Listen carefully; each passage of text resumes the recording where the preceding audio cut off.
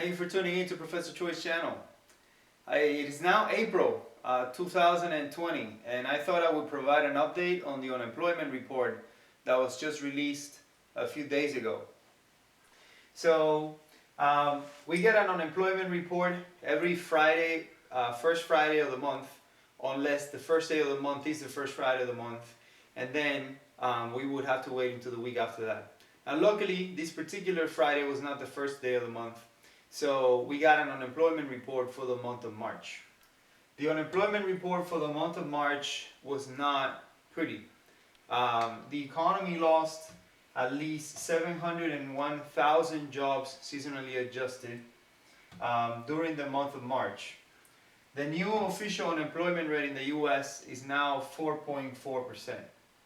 Now to give you an idea about these numbers, by the way, previously, if you look at the last 6 months of unemployment or so, we were creating about 200,000 jobs every month in the US. So we went from positive 200,000 or so to negative 701,000 in 1 month. Now if you go back to the year 2008, 2009, when we were in the previous recession, these were at the depth of that period. So unemployment deteriorated nice and slow during that particular period. So we started losing a few thousand jobs, and then during the worst of that period, we were losing about 800,000 jobs a month. But in this particular recession, everything happened right away, very quickly. The official unemployment rate is now standing at 4.4%, which is actually higher by 0.9 compared to the previous month.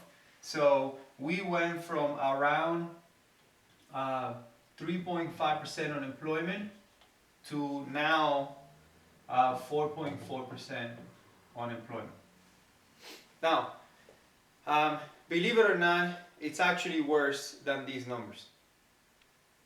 The previous chairman of the Federal Reserve, Janet Yellen, came up at a conference the other day, and she said that because the report that was released is slightly incomplete, and it's not incomplete again because the Bureau of Labor Statistics is not doing their job, it is incomplete because of the way we've always done the unemployment report. So the previous chairman of the Federal Reserve has said that the unemployment is actually much higher in the US right now, and could be as high as anywhere between something like 25% to 35% at some point. Now she said that it is definitely higher than 4.4, much higher than 4.4. The numbers I heard are at least double that. Alright? Now let me explain why the difference between the release numbers, which make it seem like we're sliding into a recession, and the actual numbers that you need to see, that we haven't seen right now, again compared to what the Bureau of Labor Statistics is telling you. So basically, the biggest reason is because the way we do this is if you're on payroll and you got paid as of March 12, you're counted as employed for the month of March. So therefore, the only real people that we're counting here as people that lost their jobs were the people that were laid off and let go before the payroll number of March 12, which is halfway through the month of March. The COVID-19 slowdown accelerated in the second 2 weeks of March. So basically, we're not counting anyone who was let go from payroll after March 12, which is a lot of people.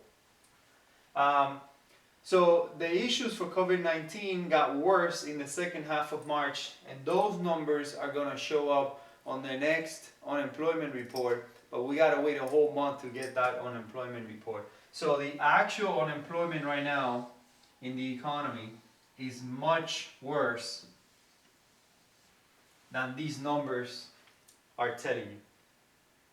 Now, by the way, this is kind of like an idea of how we were before. So before we were basically creating jobs at around 200,000 a month or so, and now we just lost 701,000. And again, that's only the jobs that we lost up until the payroll of March 12th, which means that these number would actually be a heck of a lot worse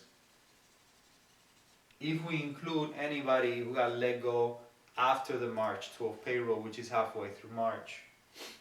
Now, how about the future?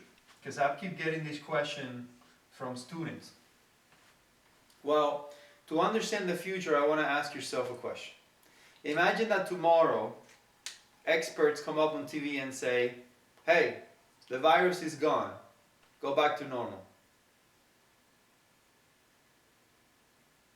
I want you to think. If you already know what viruses are, is it really gone? So, are you going to go jump in a cruise ship right away? Are you going to go to crowded places right away?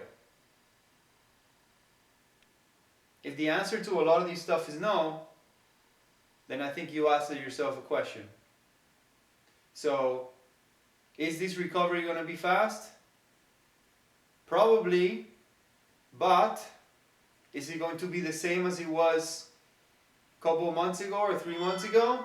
I doubt it, because there's going to be a lot of stuff that people are just not going to do, especially elderly population.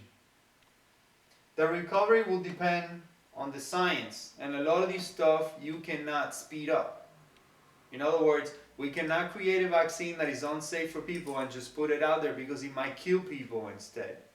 So the recovery this time around depends solely on the advancements in science. We need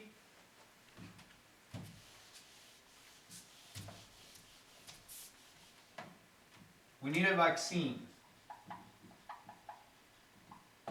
and we need treatment. Once these things start showing up and they are proven to be effective and they're widely used, then we're ready to be on recovery this time around. Okay? So the recovery, quote my words, depend on the science. Nothing else. Alright? Anyway, I hope you like my update on the unemployment report for the month of March. And again, this is in April of 2020. Thank you for tuning in to Professor Choi. Have a good one.